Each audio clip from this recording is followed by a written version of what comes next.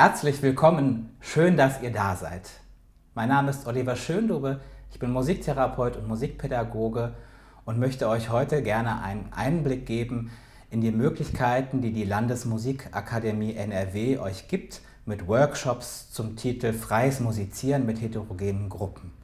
Damit ihr einen Einblick bekommt, wie das auch in der Praxis aussehen kann, habe ich heute zum Glück zwei Assistenten und Assistentinnen bei mir, nämlich... Ich bin Pelin und bin 9 Jahre alt. Und? Ich bin Effe und bin 11 Jahre alt. Und die beiden sind heute dabei und zeigen euch ein bisschen, wie das geht. Mit Pelin werdet ihr gleich sehen, mache ich die erste Begrüßungsübung und Effe taucht in anderen Übungen wieder auf, sodass ihr eine gute Grundlage habt für das, was in den Workshops anschließend auch folgen kann. Wir machen einen kleinen Begrüßungssatz. Herzlich willkommen, schön, dass ihr da seid. Und da benutzen wir gleich unseren Körper noch ein bisschen und klatschen und patschen dazu. Okay? Herzlich willkommen, schön, dass ihr da seid. Das geht so.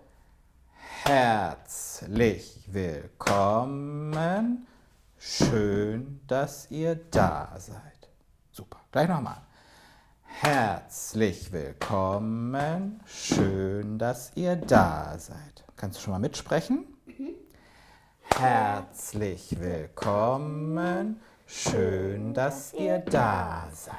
Herzlich willkommen, schön, dass ihr da seid. Herzlich willkommen, schön, dass ihr da seid. Genau. Und jetzt kannst du dir mal vorstellen, du würdest dich freuen, dass ganz viele da sind. Und dann können wir mal nicht nur vor uns klatschen, sondern uns gegenüber klatschen, wenn wir das machen. Genau. Herzlich willkommen, schön, dass ihr da seid. Herzlich willkommen, schön, dass ihr da seid. Herzlich willkommen, schön, dass ihr da seid. Genau. Danke.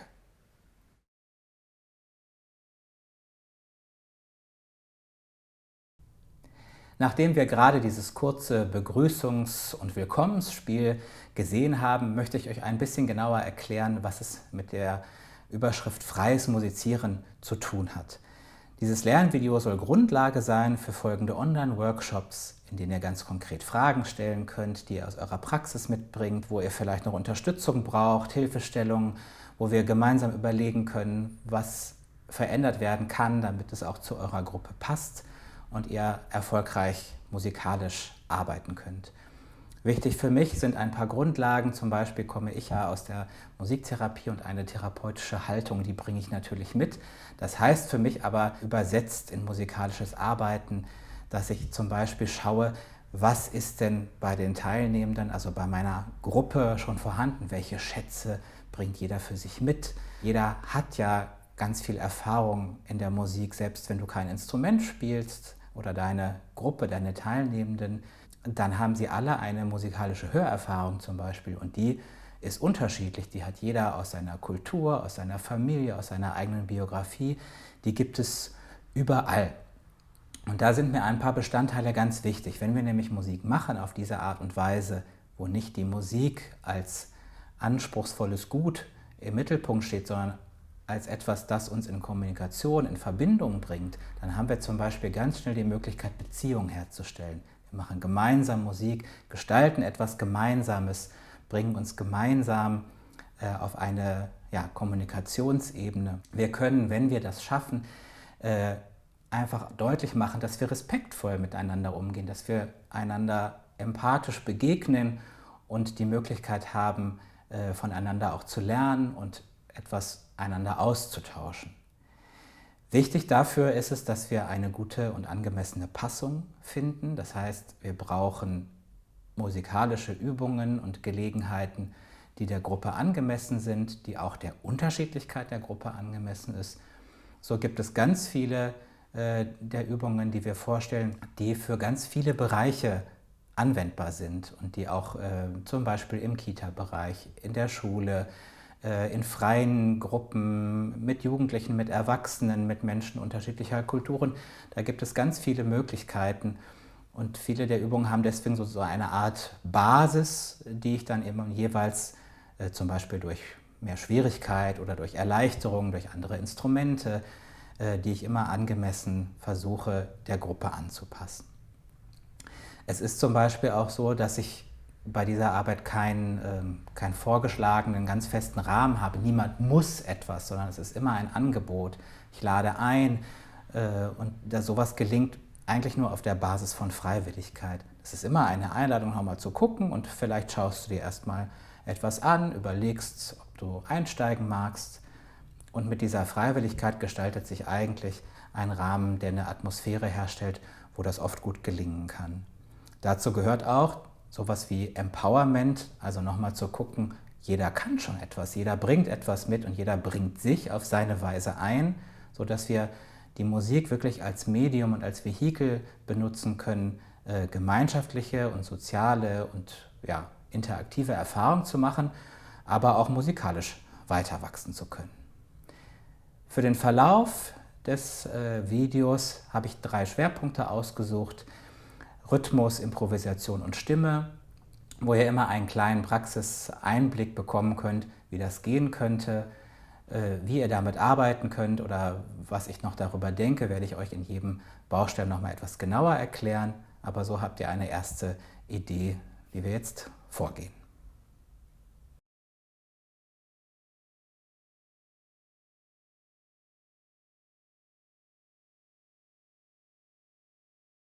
Wir spielen ein Spiel mit Rhythmus und Klängen, so als wären wir auf einer Reise zusammen unterwegs. Und wenn man unterwegs ist, dann geht man ja meist mal auch so gemeinsam. Und dann versuchen wir mal mit dem Trommeln so einen gleichen Rhythmus zu finden, als ob wir zusammen unterwegs sind.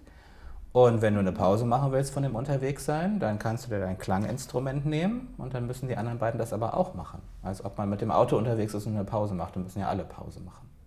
Ja?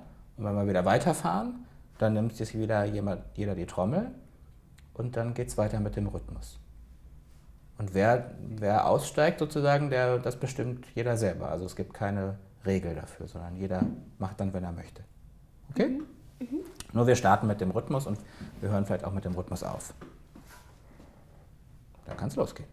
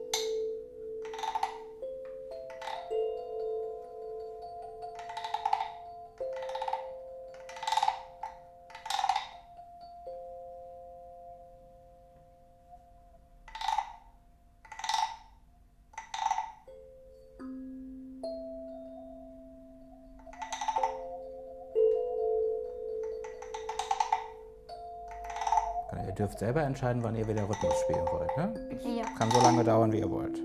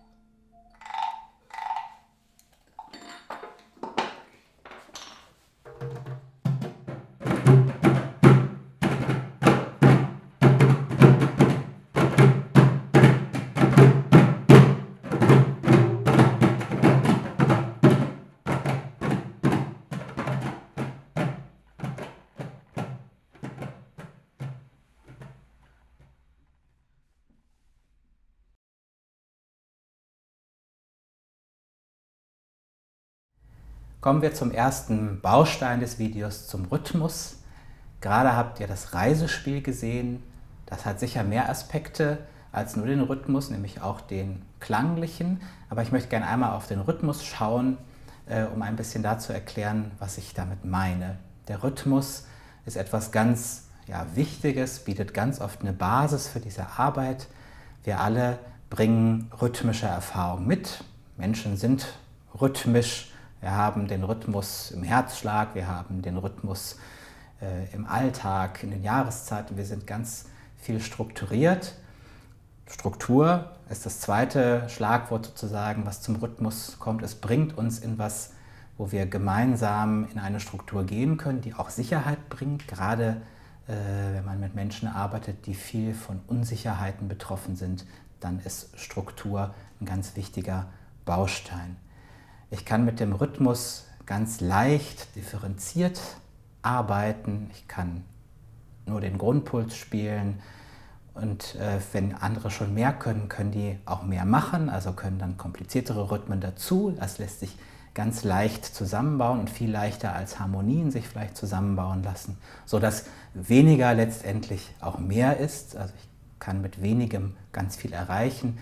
Ich kann eine Rhythmusidee in eine Gruppe geben und schon entwickelt sich viel, viel mehr. So habe ich ganz schnell Möglichkeiten, miteinander zu arbeiten. So gehen wir schon in Richtung der Community Music, wo ich auch soziale Aspekte habe, wo man Gruppengefüge und Gruppengefühl stärken kann, indem man sich gemeinsam musikalisch vor allem eben mit dem Rhythmus ausdrücken kann. Neben dem Reisespiel gab es ganz am Anfang ja die Begrüßung, wo Body Percussion ein wichtiger Bestandteil war. Auch das ist sehr, sehr gut geeignet, weil wir unseren Körper immer dabei haben. Wir können klatschen, patschen, stampfen, alles, was wir einbauen können. Auch das können wir ganz schnell in die Gruppe geben. Jeder kann seine Ideen einbringen. Wir können das miteinander ausprobieren, in kleinen Gruppen später zusammenbauen. Da gibt es ganz viele Möglichkeiten, mit diesem immer vorhandenen Material ganz reich und weit zu werden und den Rhythmus deshalb als ein ganz wichtiger Baustein für freies Musizieren zu sehen.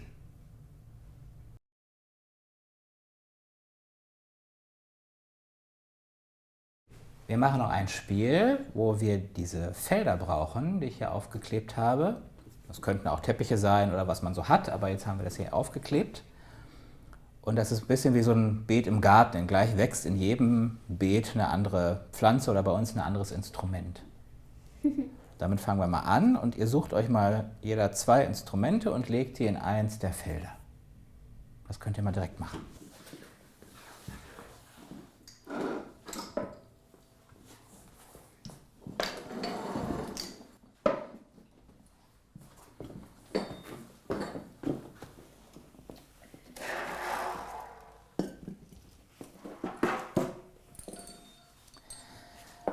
Jetzt müssen wir uns ganz genau merken, in welchem Feld jedes Instrument liegt. So, das müssen wir uns jetzt merken. Wenn wir jetzt mehr wären, könnte das Feld noch größer sein, dann hätte jeder nur ein Instrument, aber wir zeigen das ja mal. Das heißt, wir beide würden jetzt vielleicht die Instrumente spielen und du würdest mal uns sozusagen dirigieren. Hättest du da Lust zu? Ja. Gut, dann machen wir das so. Dann nehmen wir uns mal 3 Instrumente. Nimm dir mal 3 Instrumente, von denen du dir jetzt gemerkt hast. Die holst du zu dir.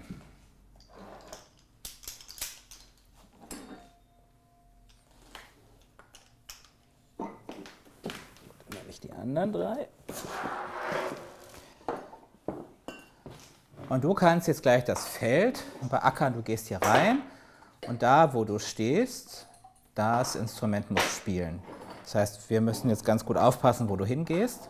Wenn du in einem Feld stehst, spielt ein Instrument. Wenn du in 2 Feldern stehst, spielen 2 Instrumente. Okay? Dann mal los.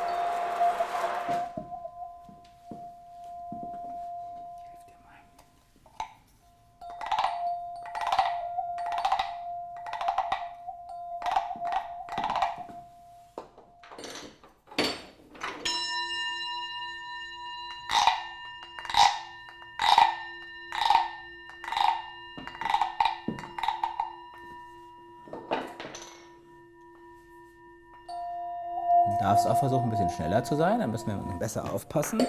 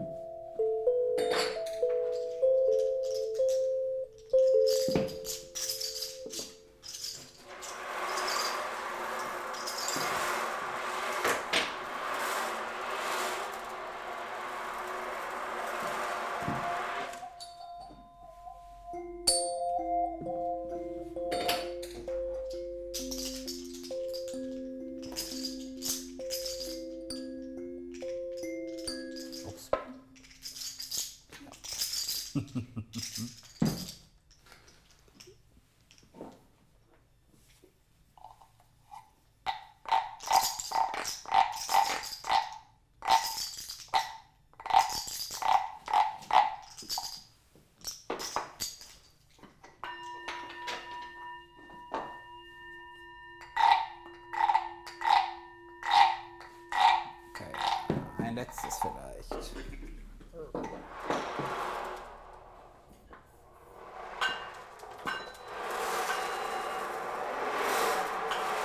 kannst du gleich einfach rausspringen und dann ist fertig.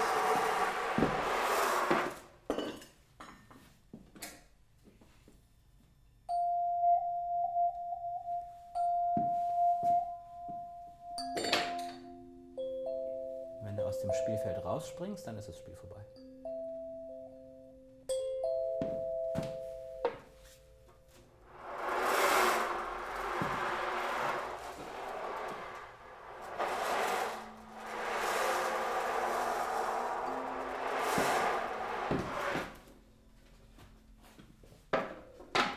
Danke. Bitte.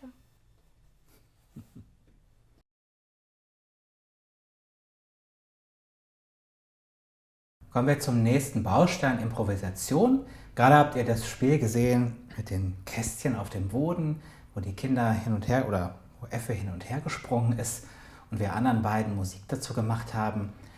Das ist eine Form, noch relativ strukturiert, Improvisation zu nutzen, sich dem anzunähern. Also wir haben diese eindeutige Zuordnung von Instrument und Feld, aber wir haben keine Zuordnung in dem, wie wir spielen. Also wir sind da frei und können damit ganz leicht arbeiten. Da seht ihr, Improvisation ist musikalisch gedacht eine ganz große Chance, gemeinsam Musik zu machen, ohne dass alles schon perfekt sein müsste. Also man braucht keine Angst haben, Fehler zu machen. Man kann alles, was passiert, als Varianten ansehen, die eigentlich die Sache noch bunter machen. Wir haben ja gar nicht vor, bestimmte Stücke zu spielen, sondern in der Improvisation eben frei zu sein. Und diese Form der Improvisation, die kommt sicher eher auch aus der therapeutischen Arbeit, wo wir wirklich ganz, ganz frei sind und uns nichts vornehmen. Wenn ich das steigern möchte oder wenn ich mehr in Richtung musikalischer Arbeit gehe, dann kann ich das strukturieren und kann sagen, Improvisation besteht aus bestimmten Bestandteilen. Zum Beispiel könnte ich mit Pentatonik, also mit einer 5-Tonreihe erstmal eine Grundlage schaffen, die dann schon harmonisch funktioniert. So kann ich das tun. Aber wenn ich bei dieser Arbeit bleibe, dann kann Musik erstmal alles sein. Also jedes Geräusch kann ich als Musik empfinden und in den Kontext einbauen, indem wir die Musik gemeinsam machen. Ihr könnt dann sehen, dass wir mit der Musik auch Gefühle ausdrücken können, weil es nicht darum geht, richtig oder falsch zu spielen, sondern erstmal dem Ausdruck zu verleihen, was in uns ist und das in die Gruppe zu tragen.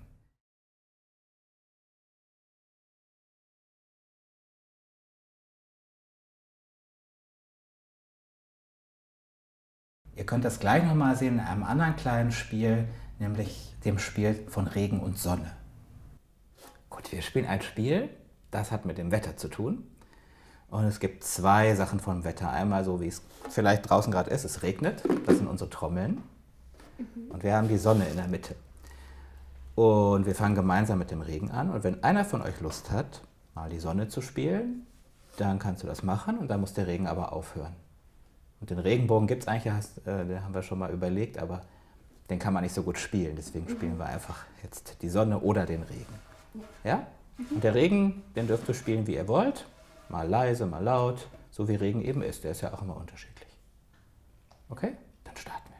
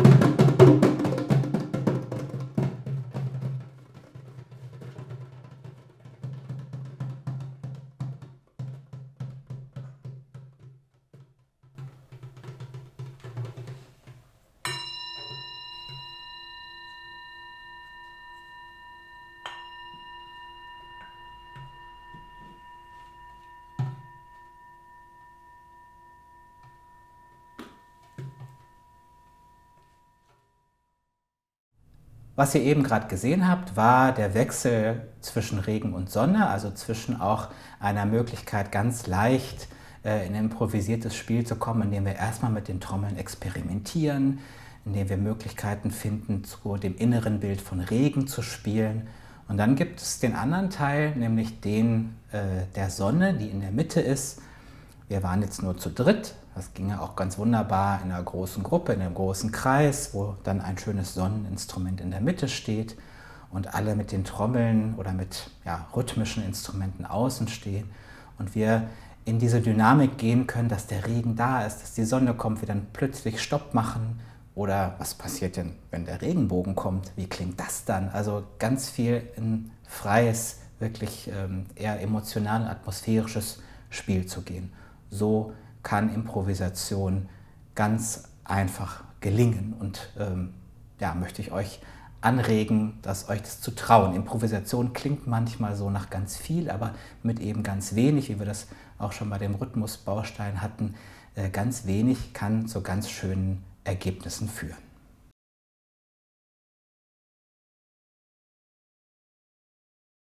Ich habe dir ein Lied mitgebracht, ein Frühlingslied. Ich liebe den Frühling. Vielleicht kennst du das. Sonst bringst du dir einmal bei und dann können wir das ganz schnell zusammen singen.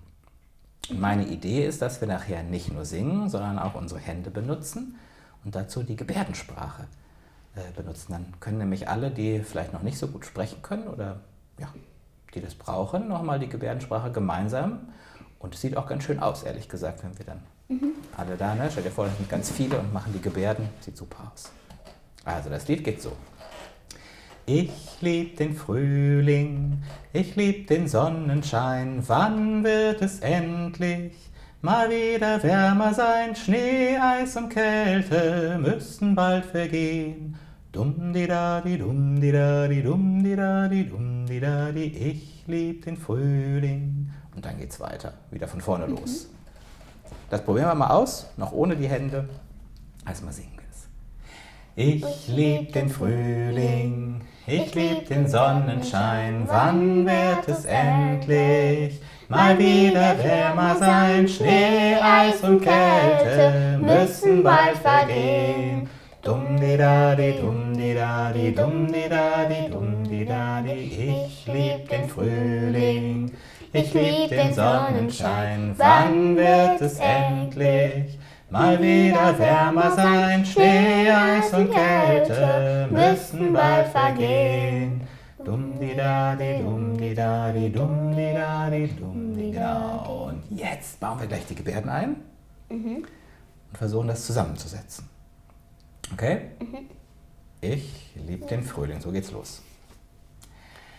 Ich lieb den Frühling, ich lieb den Sonnenschein, wann wird es endlich mal wieder wärmer sein? Schnee, Eis und Kälte müssen bald vergehen.